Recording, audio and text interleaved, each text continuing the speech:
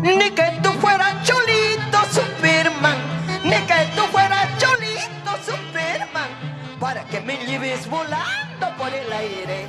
¿Cómo están, amigos? Les saluda el Llanero Huanca para decirles que este martes 8 estaré en la ciudad de Lima en Radio Éxito TV a las 11 de la mañana en los especiales de Irene del Centro, la eterna y elegante dama del folclor, donde me estará entrevistando Beatriz Portales, la Wambra de Oro del Perú, donde estaré contando algunas anécdotas que pasé con mi madrina Irene cuando compartíamos algunos escenarios, sus consejos y algunas otras cosas más, cómo pulió a este Llanero Huanca para ser lo que hoy día es un gran compositor e intérprete de nuestra música huanca.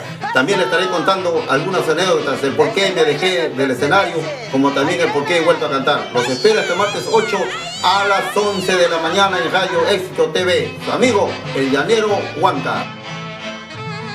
No me confundas con otra Superman, no me confundas con otra Superman. Mi corazoncito es puro y sincero, mi corazoncito es puro y sincero.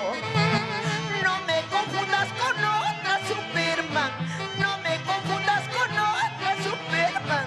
Mi corazoncito es puro y sincero, mi corazoncito es puro y sincero.